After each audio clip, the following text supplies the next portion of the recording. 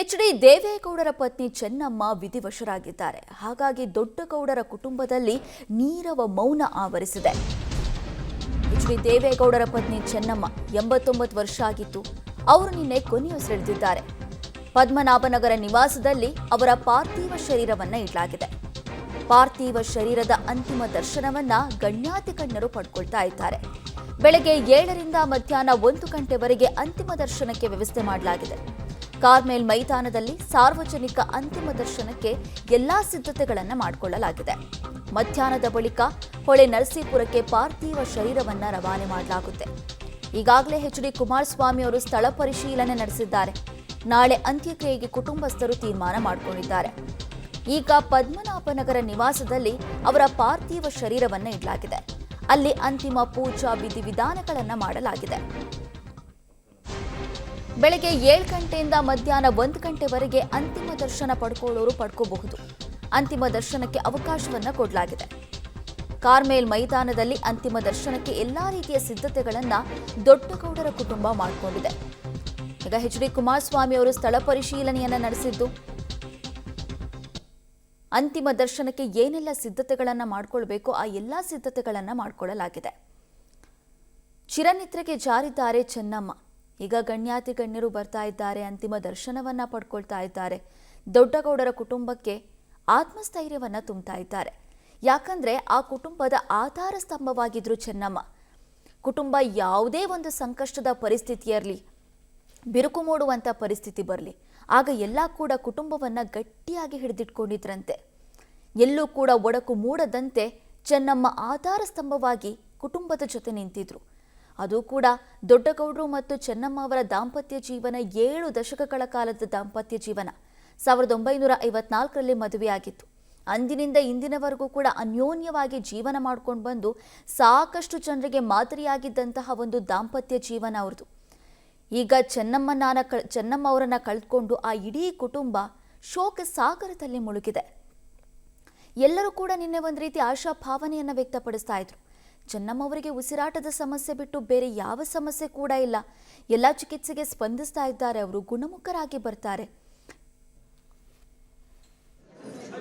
H D. ಚೆನ್ನಮ್ಮರ ಅಂತಿಮ ದರ್ಶನಕ್ಕೆ ಸಾರ್ವಜನಿಕರಿಗೆ ವ್ಯವಸ್ಥೆಗಳನ್ನು ಮಾಡಲಾಗಿದೆ. ಅಂತಿಮ ದರ್ಶನಕ್ಕೆ ಈಗ ಬ್ಯಾರಿಕೇಡ್ಗಳನ್ನು ಹಾಕಿ ಸಿದ್ಧತೆಗಳನ್ನು ಕೂಡ ಮಾಡಿಕೊಳ್ಳಲಾಗ್ತಾ ಇದೆ.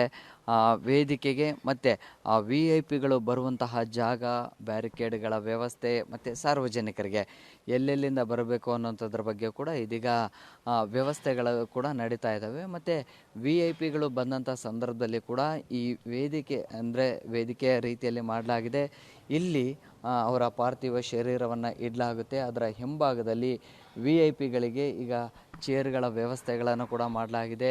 ಸೊ 2 ಭಾಗದಲ್ಲಿ ಕೂಡ 2 ಮತ್ತು ಮತ್ತೊಂದು ಭಾಗದಲ್ಲಿ 3 ಭಾಗಗಳಲ್ಲಿ ಕೂಡ VIP ಗಳಿಗೆ ಕೂರೋದಕ್ಕೆ ವ್ಯವಸ್ಥೆಗಳನ್ನು ಮಾಡಲಾಗಿದೆ. ಅದಕ್ಕಂತಲೇ ಫ್ರಂಟ್ ಲೈನು ಮತ್ತು ಸೆಕೆಂಡ್ ಲೈನ್ ಈ ರೀತಿಯ ವಿಂಗಡಣೆಯನ್ನು ಕೂಡ ಮಾಡಲಾಗಿದೆ. ಮತ್ತು VIP ಅಥವಾ ಮತ್ತು ಸಾರ್ವಜನಿಕರು ಬಂದಂಥ ಸಂದರ್ಭದಲ್ಲಿ ಕೂಡ ಅಂದರೆ ಪ್ರತ್ಯೇಕ ಬ್ಯಾರಿಕೇಡ್ಗಳ ವ್ಯವಸ್ಥೆ ಮತ್ತು ಪ್ರತ್ಯೇಕ ಲೇನ್ಗಳ ವ್ಯವಸ್ಥೆಗಳನ್ನು ಕೂಡ ಮಾಡಲಾಗಿದೆ. ಸೊ ಇಲ್ಲಿ 7 ಗಂಟೆಗೆ ಪಾರ್ಥಿವ ಶರೀರವನ್ನು ಪದ್ಮನಾಭನಗರದ ಎಚ್.ಡಿ. ದೇವೇಗೌಡರವರ ನಿವಾಸದಲ್ಲಿ ನಿಲ್ಲಿಸಲಾಗಿದೆ. ಸೊ ಅಲ್ಲಿಂದ ಈ ಒಂದು ಮೈದಾನಕ್ಕೆ ಪಾರ್ಥಿವ ಶರೀರವನ್ನು ತೆಗೆದುಕೊಂಡು ಬರಲಾಗುತ್ತೆ.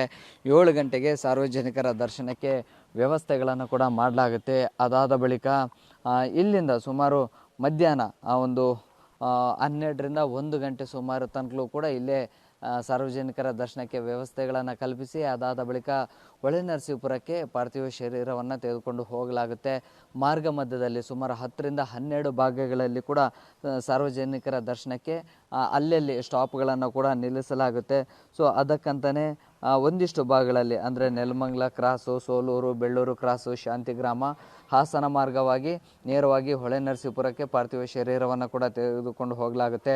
ರಾತ್ರಿ 8 ಗಂಟೆಯ ಸುಮಾರಿಗೆ ಹೊಳೆ ನರಸೀಪುರಕ್ಕೆ ಪಾರ್ಥಿವ ಶರೀರದ ವಾಹನ ಕೂಡ ತಲುಪುತ್ತೆ. 8 ಗಂಟೆಯ ಬಳಿಕ ಪುತ್ರ ಎಚ್.ಡಿ. ರೇವಣ್ಣ ಅವರ ನಿವಾಸದಲ್ಲಿ ಅಂತಿಮ ದರ್ಶನಕ್ಕೆ ವ್ಯವಸ್ಥೆಗಳನ್ನು ಕಲ್ಪಿಸಲಾಗುತ್ತೆ. ಅದಾದ ಬಳಿಕ ಸೋಮವಾರ ಮಧ್ಯಾಹ್ನ 2ರಿಂದ 4 ಗಂಟೆ ಸುಮಾರಿಗೆ ಮಾವನಕೆರೆ ಹುಳಿಕೋಟೆ ಬಳಿ ರಂಗನಾಥ ಸ್ವಾಮಿ ಬೆಟ್ಟದ ತಪ್ಪಲಿನಲ್ಲಿ ಅಂತ್ಯಕ್ರಿಯೆಯನ್ನು ಮಾಡಲಾಗುತ್ತೆ. ಅದು ಕೂಡ ಸಾಂಪ್ರದಾಯಿಕವಾಗಿ ವಿಧಿವಿಧಾನಗಳ ಮೂಲಕವಾಗಿ ಅಂತ್ಯಕ್ರಿಯೆಯನ್ನು ನಡೆಸಲಾಗುತ್ತೆ. ಸೊ ಸದ್ಯಕ್ಕೆ ವೇದಿಕೆಯನ್ನು ಸಿದ್ಧ ಮಾಡಲಾಗ್ತಾ ಇದೆ ಮತ್ತು ಚೇರುಗಳ ವ್ಯವಸ್ಥೆ, ಬ್ಯಾರಿಕೇಡ್ಗಳ ವ್ಯವಸ್ಥೆ ಎಲ್ಲವನ್ನು ಕೂಡ ಮಾಡಲಾಗುತ್ತೆ.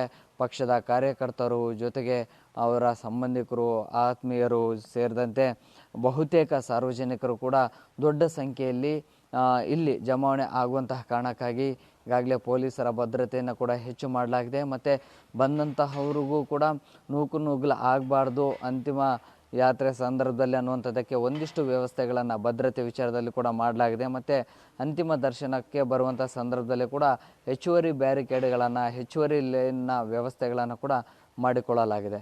ವಿಡಿಯೋ ಜರ್ನಲಿಸ್ಟ್ ಸುಹಾಸು ಜೊತೆ Prakash D Rampur, public TV, Bengaluru. Paramashiva ಭಕ್ತೆಯಾಗಿದ್ರು ಕೂಡ ಈಗ ಅವರಿನ್ನಿಲ್ಲ ಅನ್ನೋದನ್ನ ದೊಡ್ಡಗೌಡರ ಕುಟುಂಬಕ್ಕೆ ಅರಗಿಸ್ಕೊಳ್ಳೋದಕ್ಕಾಗ್ತಾ ಇಲ್ಲ. ಆ ಅಗಲಿಕೆಯ ನೋವನ್ನು ಭರಿಸುವಂಥ ಶಕ್ತಿಯನ್ನ ದೇವರೇ ಕೊಡಬೇಕು. ಚೆನ್ನಮ್ಮ ಕೂಡ ದೈವ ಭಕ್ತರಾಗಿದ್ರು.